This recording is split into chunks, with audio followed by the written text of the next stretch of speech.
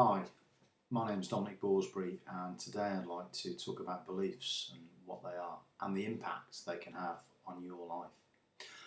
Beliefs, what are they? They're permissions, they're capability, they're turn-ons. We're not talking about religious beliefs, we're talking about what you tell yourself every single day about what you can do.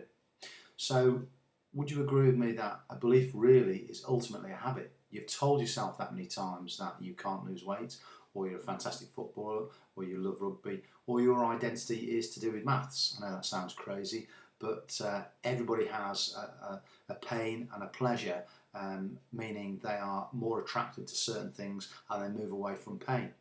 But what I will suggest is if you have a belief about something that is holding you back, perhaps in business or your personal life, you will never ever change that belief about yourself unless you associate enough pain and hurt with that current belief. Perhaps that belief is from childhood. You've carried this lack of self-esteem for many years now because an adult told you in no uncertain terms that they didn't like you, and you wired yourself to this belief that you weren't good enough, and you carry it forward into relationships.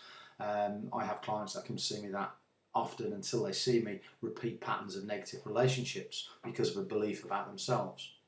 So these beliefs, where do they come from? From perhaps parents, which imprint on us, our first real role models as youngsters up to the age of 8. I will say we are pure unconscious mind. So you've got to be very careful what you tell young ones when they're at a young age. They're very impressionable, because this can affect them and your rest of your life.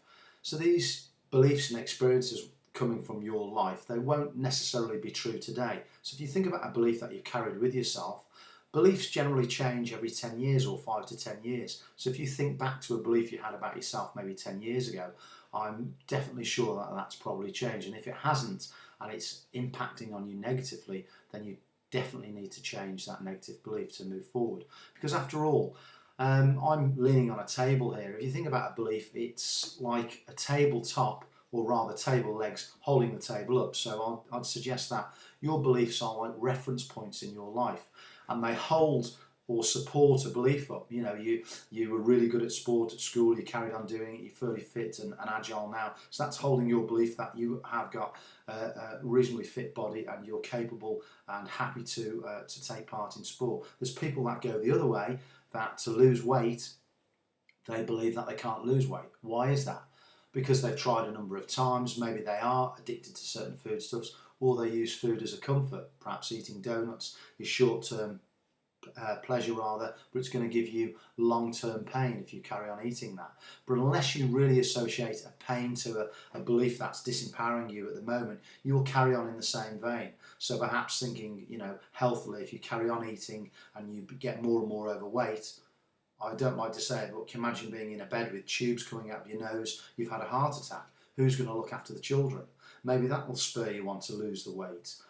My name's been Dominic Borsbury, and the next video I will carry on explaining beliefs, and we'll go more into goal setting and how to definitely achieve them and change your disempowering belief into an empowering one.